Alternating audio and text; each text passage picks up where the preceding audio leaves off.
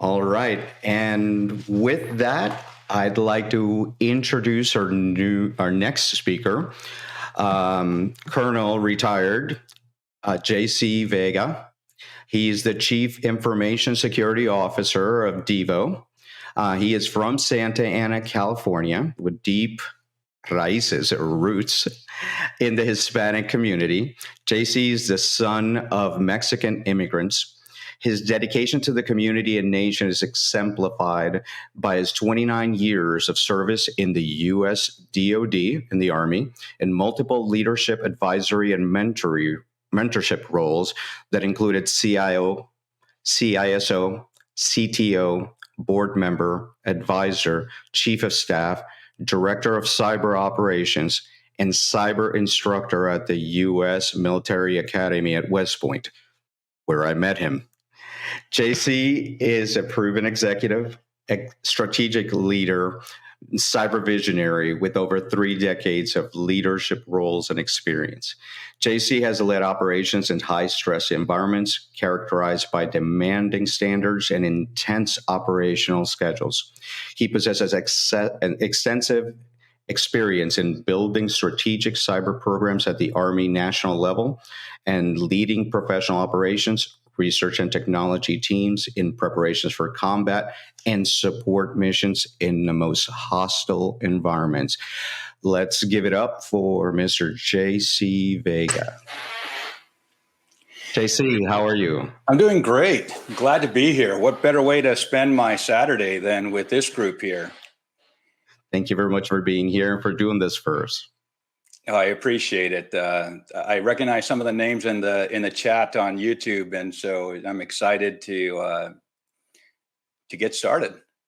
All right, let's go for it. So, as some of you saw, the title of my presentation is "Raise the Roof by Smashing the Ceiling: How to Climb the Proverbial Ladder." First, let me start by saying I'm delighted to be here today and be on the same platform with Congressman Lou Correa, who happens to be from my home district where I grew up. Coincidence, perhaps, but when I heard Lou Correa, I knew him as assemblyman. I knew him as local politics. And now to see that he's a congressman, I am so proud of what he has achieved for himself, his family, and more importantly, for our community. And I'm also excited to share the stage with the other luminaries that are on here. I recognize many of them, and those that I don't, I look forward to engaging with you. And those in the audience, please feel free to reach out to me. I want to thank you, Eric and Raices, for allowing me to tell my journey on this proverbial ladder. So let's go ahead and get started here. At face value, it may look like I had opportunities thrown at me. In fact, I had peers both growing up and professionally that said I had it easy. And so the issue with that is that this next 30 minutes, I'm going to take you down that journey on both the challenges and some of the unsung heroes who helped me and many others who helped raise the roof and smash the ceiling, both with me and for me. You see, my journey started long before I was born. My parents immigrated from Mexico, as you heard Eric say. They came here with 3 young children with hopes and prayers and the drive and belief in a better tomorrow, not for themselves, but for their children. I was born after they established themselves here first in Los Angeles. Now, with that, some of you who are from the Los Angeles area, in the early 1970s, they established La Plaza de la Raza. Let's see if I can get that brochure here. Let's see, you see it right there? High-speed slides here, okay? And it has a lot of great inspirational things in there, but when you turn it, why do I have it? See that little mug there on the top right corner? Yeah, that was me way back then. So those are my roots, La Plaza de la Raza. And it's about bringing the community together. I share that as my starting point to let you know that I did not come from privilege, but I did come with a rich heritage of hard work and perseverance. And I didn't start my timer, so that's on me. So you have to keep me on time there, Eric. You see, in these communities where I grew up, we were all in it together. In my youth, we moved to different communities where the heritage and the background were intermixed and multicultural. Little did I know that during those formative years, it would help shape who I am today. What I want to focus on, though, is the impact that the events and others had on me. But let's start with a little story. Some of you may have heard this story before. It's a story about a bucket full of crabs, both at the midline. Now, you have these two buckets. One is half full or half empty, depending on whether you're an optimist or a pessimist.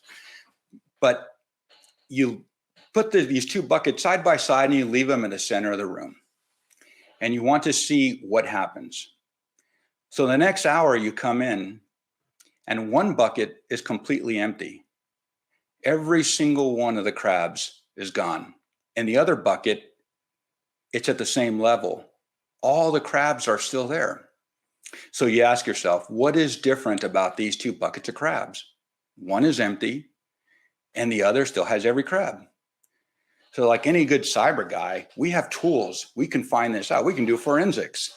So what do? We break out the video. We review the activity frame by frame. And then we see that one bucket of crabs, they start to climb out. If we start to examine their pattern here, one tries to get out and pretty soon he raises a claw up. Then he raises another claw up. And another crab goes right up to him and grabs hold of him. And another crab climbs on top of that one and on top of that one. Pretty soon, they're climbing on top of each other and unknowingly form a ladder. And pretty soon, they're all climbing on top of each other and over the edge to where each one is daisy chaining all the way till they get out. All are gone. Now, that's only half the story. What about the other crabs? Why can't we figure that out? So we refer back to the video and we see in the other one, as soon as one crab starts to reach up, just like the first one, nothing's different now. We see different behavior now. We see that as soon as one gets up, the next one, instead of climbing on him, pulls him down. But we don't know why he's doing that. But again, we're good cyber guys. We can figure this stuff out. We have audio.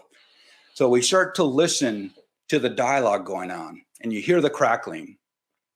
We can't make sense of it. So we get the audio, we put it in the translator, crab to English. Of course, everybody has that. And then you hear what the crabs are saying. And you listen to it. As soon as that one puts his hand up, the other one grabs him, pulls it down, and you hear him say, "Oh, no, you don't, Mr. Smarty Pants. You get back down here with the rest of us where you belong."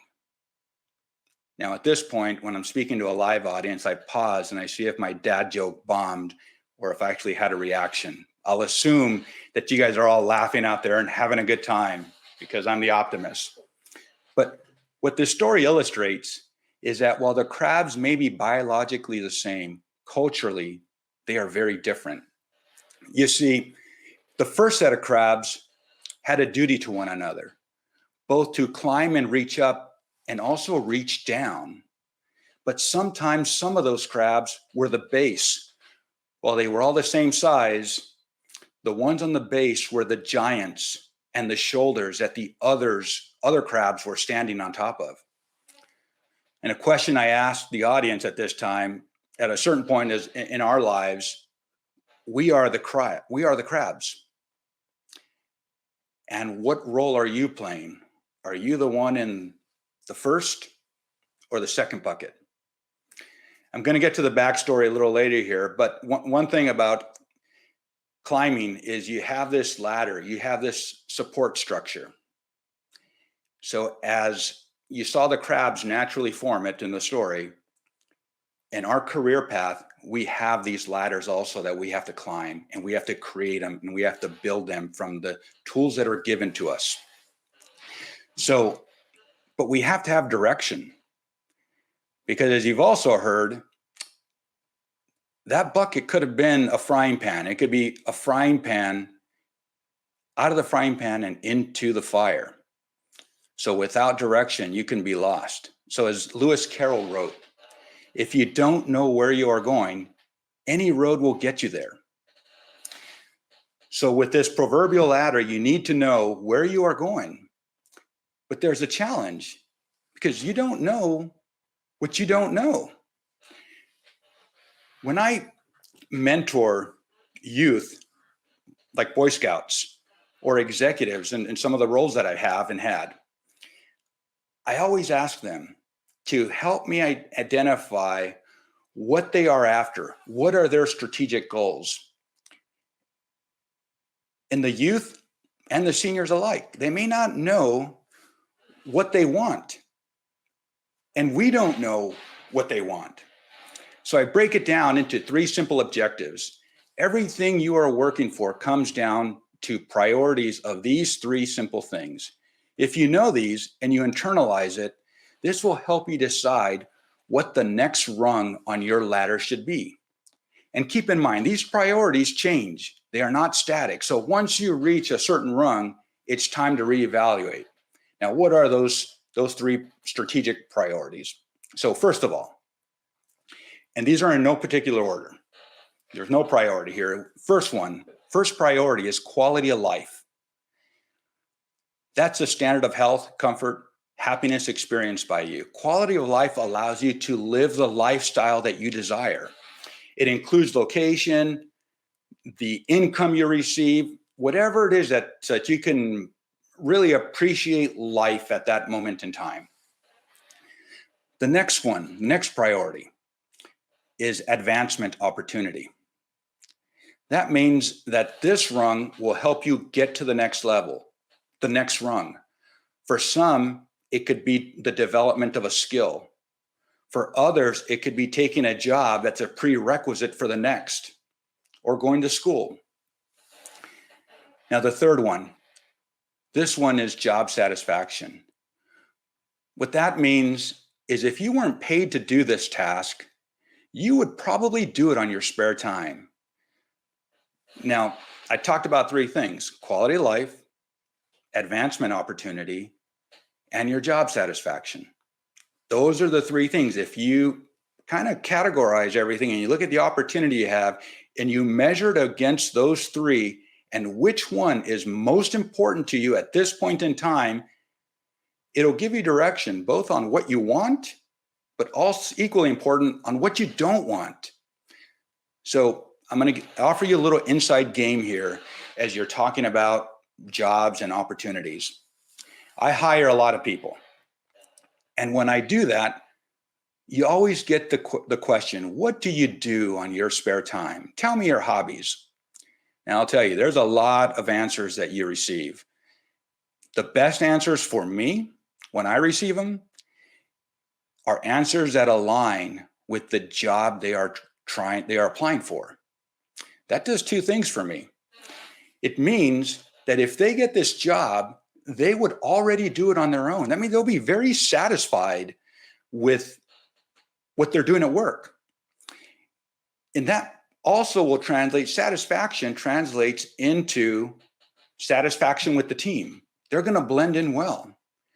So when I offer them the job, if all those things line up, I know that they are doing things that they really like to do. I'm paying them to do it now instead of their free time. And they're also going to be a member of a team of other people who really love what they're doing. Now, I'm not telling you that job satisfaction should be your goal. We are all in different stages of our careers. We are still on that ladder. Some are climbing, some are looking for advancement opportunities, and some are happy where they are. It's that quality of life. Their current position allows them to enjoy, like being close to family, wanting to see their kids finish in certain schools, or being close to the beach or the city. Those are very important to people, and rightfully so. And you have those who are truly satisfied with their jobs. They are doing this at this moment in time. Now, not everything lasts forever. So we need to be ready to adapt. So when I coach and mentor youth and executives alike, this is a fundamental question that I ask. What is it that you're after? What is your goal? Some mention a job, some mention an opportunity. Again, let's talk about a higher level. Are you looking for quality of life? Are you looking for advancement opportunity? Or are you looking for job satisfaction? Because all the opportunities, all the jobs are going to fall into some of these categories. If you're lucky, you get one. If you're really lucky, you might get 1.5, maybe 2. I have yet to see anyone who has 3, but I'm sure they're out there. That may be you, and more power to you. But the idea is to visualize this beyond the current position, the job itself. Is this meeting your needs? With that in mind, it changes the whole conversation. It's instead of starting with not only what I want, I also know what I don't want. And again, as Lewis Carroll said, if you don't know where you're going, any road will get you there. But in our case, you probably do know where you want to go. You just haven't thought about it in this form. Now, that's from the mentee's perspective. Now, from the mentor perspective, it is our challenge and responsibility to help the mentee, to help the people you're coaching identify what are those rungs on the ladder. Now, you may not know what their ladder may look like, and you may not have anything to help them, but that's your responsibility to find out. And if you can't, do the responsible thing and pass them on to a mentor that can, or you do some work and find somebody who you think would be a better fit for this person so that you can help them. But the one thing that I do want to advise you is do not hand them your ladder, because your ladder may not fit. And for a lot of us, our ladder may not reach high enough for those we are mentoring. And you might lead them astray. You might hold them back. And there's people who are going to surpass what we have done. Because if you look at our career field, it's at its infancy right now. And so we have to be able to think beyond where we are today, because the people filling our job tomorrow will hopefully be more qualified because they started in the cybersecurity discipline, where most of us who are my peers, we started doing something else and then entered into the discipline. If you're keeping up with me so far, I want to share with you now who inadvertently were the shoulders that I stood on. And why do I say inadvertently? This is why. Here's another story here. This last Father's Day, I received a gift in the mail from someone I had mentored about 8 years ago. He was one of about 200 cadets, maybe more than that, from the United States Military Academy at West Point that I regularly engaged over several years that I was assigned there. I remember Nick. I remember him well. I remember seeing him when he first got to the academy. He went through his basic training, which was several weeks long. And then he was brought to me at a point in time where the cadets will come visit, leave the military environment for a moment to just meet with some people from the community. I was one of those people in the community. He was homesick, about 18 years old, probably his first time away from his family. That first encounter was simple. I offered him a quiet space, a phone to call his family for the first time since he arrived at West Point, and ice cream. That's it. And then we let him be. I say we, my family. We let him connect with his family in the privacy of our home. Little did I know the impact that we had on him. So much so that 8 years later, he sent me this really nice Father's Day gift. It was an assortment of bacon products. I got to hand it to Nick. How can you go wrong with bacon? But in that note, it really touched me. It touched me deeply because what he said was this. At that point in time, he was very homesick and missing his family. And you took me in like one of your own, just like my father would. And I will never forget that. That small event to me to my family was the world to him at that moment in time. I didn't even know it happened. This was a regular occurrence for us, but you never know who you're going to impact. Now, back to those who had an impact, both positive and negative. Because remember, as a mentor, you have a lot of influence. Whether you exercise it for the betterment of those around you, do nothing, or inadvertently do harm. Here's a story of two coaches I had in high school who had a lasting impact on me. First, there was my math teacher, who was also a coach. I was a good athlete in high school. I was also good at math. And when I met this coach, he was my math teacher. That's how I met him first. And he let me be an athlete. He demanded nothing of me when it came to math. I paid the price by having to take 3 courses in remedial math once I went to college. He did me no favors. In fact, he did me harm. So I'd like to think that Lou Correa and I would have shared the same classes in college. So not something I'm proud of, but that's a fact. That's where we're at. But now, I had another coach, my track and field coach, Mel Silva. He was a young coach, and one day during my senior year, he asked me, "Have you talked to the coach at the college that you'll be attending so you can get a spot on his team?" It was a simple question, but it floored me. I had no aspirations, no dreams, no inclinations of ever competing at the college level. I thought he was kidding. He wasn't.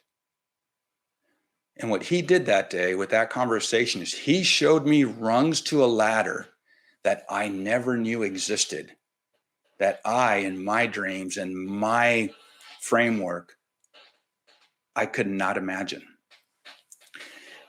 This coach would also go to immigrant parents and explain to them that their kids are good enough to get scholarships to Division I schools. But he would have to convince them because their mental model, their culture was different. It was you graduate high school, you go to work, you help the family, and we support one another. That was the model. That was the practice. But he had to convince them that there was opportunities beyond graduating high school and that the university was something within reach and with scholarships. Some of those kids, my peers, went on to go to professional sports, to be soccer players on professional sports, and are now coaches in their own communities. Mel is a legacy, and I bet that he doesn't even know it. He doesn't even recognize it. You know, I'm going to call Mel after this, and if he doesn't know it, I'm sure as hell going to let him know the impact that he had. He still teaches at the same high school that I went to 30 years ago. Now, another aspect of my life. As a youth, I grew up in the city in the late 80s that had the highest homicide rate in Orange County. You heard the Honorable Lou Correa mention the performance of the schools in his district. This has a long history. Again, I said it had the highest homicide rate of any city within that county, twice as much as the closest city. It had an estimated 7,000 street gang members. I had cholos. Cholos are gang members who I grew up around. They're people that I associated with. They were my neighbors. They were the kids in school. And they demanded that I join the gangs too. Usually, if you're in sports, you get to pull that card, and they'll respect that he's doing sports, don't mess with him, let him do that. But in my case, I had another outlet. You see, I was a law enforcement explorer, a division of the Boy Scouts of America that was co-ed way back then, and you go up until you're 21 years of age. In law enforcement, we had police officers who were our advisors. They would coach and mentor me. And I interacted with them on a regular basis. So that provided an outlet for me. And the interesting thing is that the gang members respected that, and they also supported me. And that's where I found another rung to this ladder. And believe it or not, those who supported me in the community, it was a whole community. They saw me as a member who was in sports, who was doing good things. And even the gang members, like I said, provided a lot of a wide berth for me to not get involved in trouble. Now, to the advisors, Mike, John, Laura, and several others, they demonstrated to me what service to my community could be. I remember John one time writing a letter of recommendation for me, and I thanked him and casually said, "You probably write these for, a bunch of people all the time. You had, all these youth that you were mentoring and coaching." And he turned to me and said, "No, I don't. I make them special for each and every person." And he said something that really affected me because I was in the group. I was just one of the many. And he said, "I believe in you. You are going places, and I want to help you get there." Now, at that point in my life, I was going to college. I was a shoe salesman at Tom McCann, which is no longer around. And I was also a police explorer. The only places I was going to was work, school, track practice, and the police department. And where I lived, I could literally walk to all of those in one day. And I probably did as part of my regular routine. What I didn't know is that the path that John sent me on would eventually lead me to the FBI National Academy representing the police explorers, one of 40 youth selected across the country. And later, the Boy Scouts.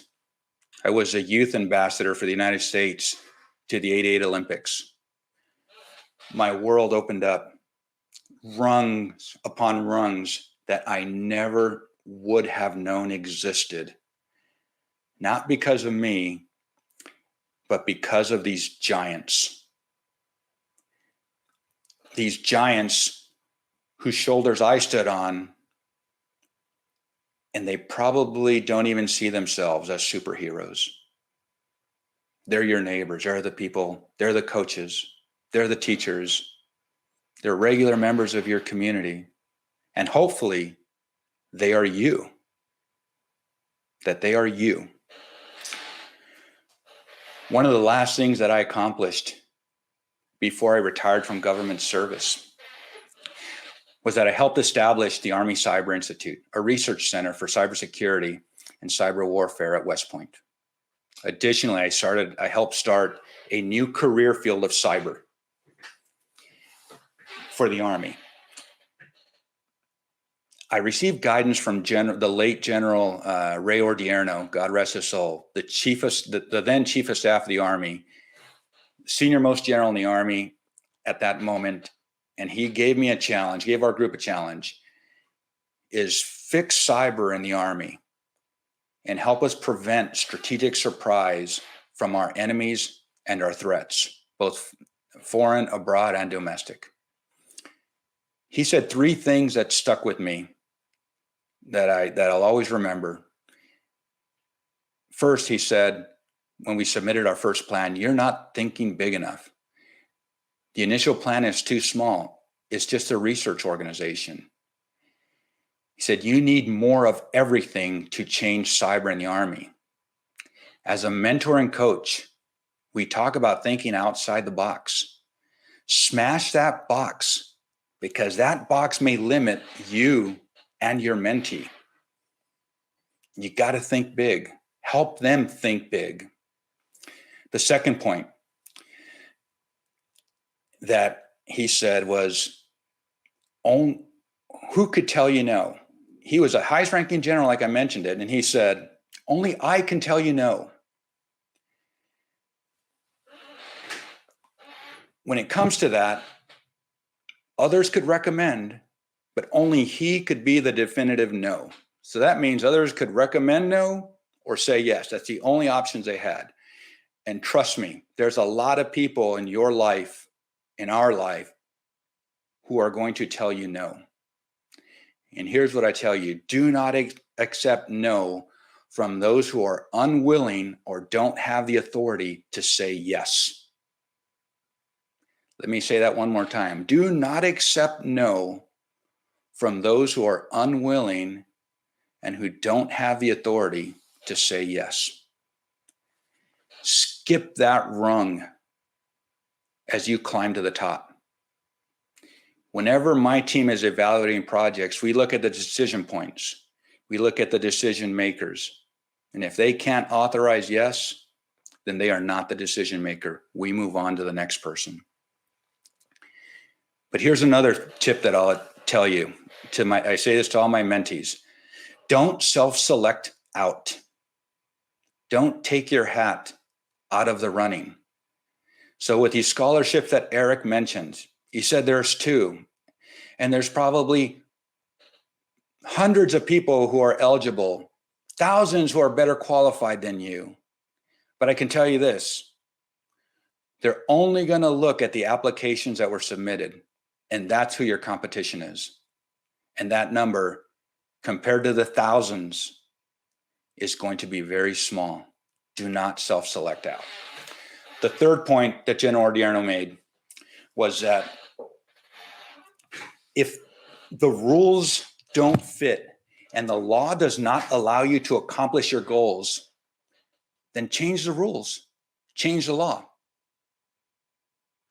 That may seem difficult, and it is, but it is not impossible. But those aren't the only rules that we're talking about. You see, we have a lot of rules that we impose on ourselves, both socially in our organizations, that aren't necessarily laws, that aren't fixed. They aren't solid things that necessarily are going to shape everything. This reminds me of a story when my family, after a massive storm in a forest near where we lived in Northern California, took down some of the giant trees that were out there. And we decided to take our 3 young children on a hike, my wife and I. We hiked up and down these massive trees on a trail that we were very, very familiar with. Halfway through, we saw that yellow caution tape across our trail in the middle of the forest. We thought, all right, what's it doing here? And what did I do? I walked up to it. I lifted it so that my kids and my wife could pass. Well, that was not what my wife had in mind. My wife stopped, halted the kids as well. She then ordered me to come back because I was crossing the line, literally the caution line. I looked at her and said, we'll be fine. Let's keep going. We're halfway to the other end. My wife, being the preschool teacher that she is, thought this is a teachable moment of following the rules and not crossing the line. And as parents, we should model this behavior of following the rules. I stood there trying to process this. What she had just said and how I viewed the rules and how she viewed the rules. We didn't even know what the actual rules were, but we had to make an assessment. And I believe we were safe to proceed. But I also had the challenge of how do I convey this in front of the littles, in front of the kids? My wife was in disbelief that I would break the rules. I was in disbelief that she saw this as a rule. And I asked her simply, how do we even know what side of the line we're on? Because we're walking in the middle of the forest, we get to it. So for all I know, we were just crawling under and over down trees. We may have gone through the part that no one was supposed to go through, and we don't know if it's safer on the other side. But the thing is, is we placed those rules on ourselves, and we had to perceive and make a judgment on what we're going to do. But the idea of this rule was self-imposed. We didn't know who was right, who was wrong. So you may wonder, how did this situation end? Who was right? Of course, I was right. I'm telling the story. But what did I do? I'm not a fool. I turned around, I said, yes, dear, and I walked with the kids back the way we came. Even though I felt I was right, sometimes if you're right, you could still be wrong in the long run. Now, this isn't just about breaking the rules. It's about knowing the rules. And I want to stress one point here. And I learned this from my aviation career, where you're flying, you're the pilot in command, you have complete authority to do what you need to do to land that plane safely, even if it means breaking the rules. But before you do that, you better know what rule you're breaking, the intent behind that rule, and be prepared for the consequences. Because if you erred in your judgment, you will be held accountable. So as you start to approach that gray area, you better look out, because it's not always forgiving. Now, with that, I want to close with a couple last points here, and that is the rules of the game. We're having a lot of conversation right now today on whether the rules are equitable for everybody. It is worth examining, and it is up to us to make the change for the future. We have to raise a roof by smashing the ceiling and climb that proverbial ladder. So I have a few points here, and then we're done. And I ask you, the audience, what kind of crab are you? Are you the one holding people back, or are you the one lifting? Are you the shoulders? Are you the giant that others are standing on? Be that ladder. Be that ladder to others.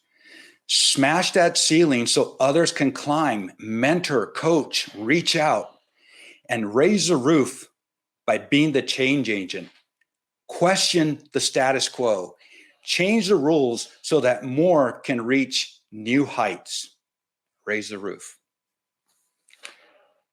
Thank you. That's all I have. Thank you, Colonel. It was a wonderful speech. Thank you very much for being here, for doing this, and for giving your message of mentoring and support to the community. That was wonderful. Thank you. Thank you. Hey, glad to be here. This is a story that all of us can tell over and over. And the idea is find the audiences, drive that message home. When I shared this here, somebody did this in the early 70s, and we still haven't gone far enough. But if somebody wouldn't have done this first step, where would we be today?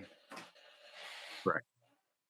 And with that, one of the things that we're doing with Raices is in the next coming weeks, we are starting our membership program and mentoring matching program, where we're going to take mentors and mentees and match them based on skills and needs. So that's a core function of Raices Cyber.